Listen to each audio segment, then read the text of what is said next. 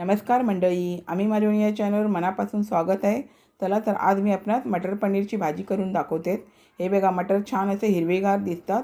ते पुढे तुम्हाला व्हिडिओमध्ये सांगणारच आहे हे हिरवेगार का दिसतात ते. आणि पनीर घेतलेलं आहे 100 ते 150 ग्राम. तुम्हाला काय हवं असेल त्यानुसार पनीर घ्यायचं.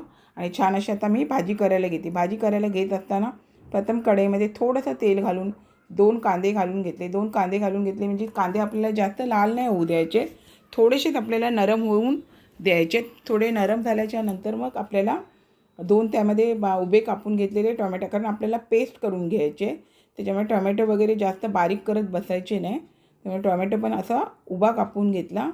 आणि थोडासा टोमॅटो नरम झाल्याच्या नंतर मी त्याच्यामध्ये थोडासा आल्याचा तुकडा, 5 ते 6 लसणीच्या पाकळ्या, थोडीशी कढीपत्ता हे सर्व घालून आपल्याला त्यामध्ये वाटण करण्यासाठी हे सगळं करायचं आहे आपल्याला. कारण अशा वाटणामध्ये ही मटर पनीरची भाजी एक नंबर होते.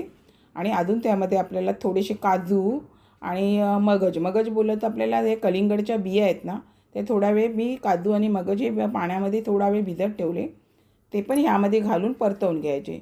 व्यवस्थित आपण परतवून घेतल्याच्या नंतर आपल्याला ते थंड होऊनच मिक्सरमधून त्याची पेस्ट करून घ्यायचे. आता हे थंड होण्यासाठी मी ताटात काढून घेते, कारण ताटात काढून घेतल्याच्या नंतर लवकर थंड होऊन जाणार आणि आपल्याला पेस्ट करायला लवकर मिळणार. तर त्याच्यामुळे आता हे मी ताटामध्ये काढून घेते. हे बघा, ताटामध्ये काढून आपल्याला थंड झाल्यावर हे वाटून घ्यायचे.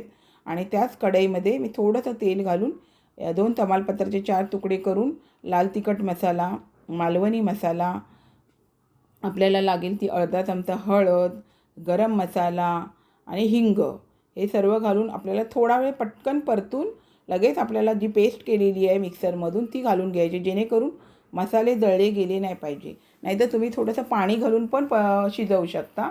पण मी पटकन असं वाटण घालून छान असं वाटण त्यामध्ये परतवून घेते.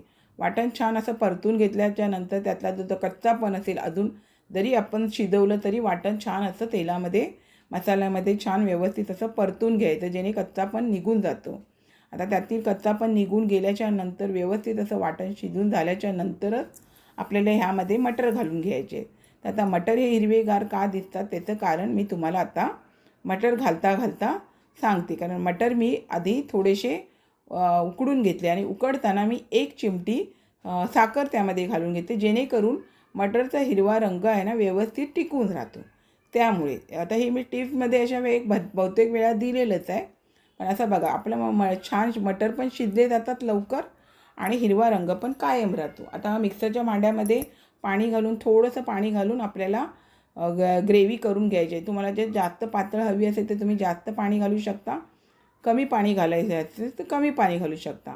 आणि कसुरी मेथी, मुठभर कसुरी मेथी म्हणजे थोडीशी मुठभर द्यायसारखी घेऊन हातावरती क्रश करून यामध्ये घालून घ्यायचं. आणि हाताबरोबर आपल्याला चवीनुसार मीठ घालून घ्यायचं, जेणेकरून मटरला, ग्रेव्हीला वगैरे छान मीठ लागून जातं आणि व्यवस्थित आपल्याला थोडा वेळ शिजवून घ्यायचं आहे. आपल्याला ते मटर जरी मी थोडेसे पाण्यामध्ये उकडून घेतले असले तरी आपल्याला त्यावरती झाकण मारून ते थोडा वेळ अजून शिजवायचे, जेणेकरून अजून ते छान शिजले जातात आणि ग्रेव्ही वगैरे छान शिजली जाते.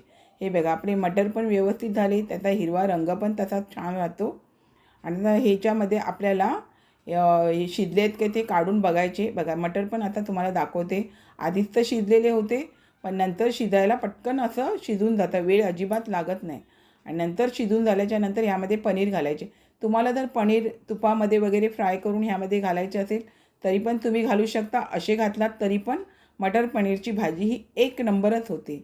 हे बघा, आता ही थोडा वेळ ह्यामध्ये पनीर घालून शिजून दिल्याच्या नंतर थोडासा बटरचा तुकडा घालून छान असं शिजून द्यायचं, कारण बटर घातल्याने अजून छान अशी चव येते. तुम्ही तूप पण वापरू शकता, बटर पण वापरू शकता. त्यामुळे तूप किंवा बटर घातलं तरी भाजीला या छान चव येते. आता आपल्याला गॅस बंद करून त्यामध्ये कोथिंबीर घालून घ्यायची. एक नंबर अशी मटर पनीरची भाजी होते. आपण पण नक्की करा. हे बघा मंडळी, छान अशी मी आपणास मटर पनीरची भाजी करून दाखवलेली आहे. अशाच नवनवीन रेसिपी किंवा इतर व्हिडिओसहित मी आपणास कायम भेटतच असते. आपण माझ्या चॅनलला लाईक, शेअर, सबस्क्राईब, हाईप करायला विसरू नका. चला तर आता इथेच थांबते. मस्त खा, स्वस्त राहा.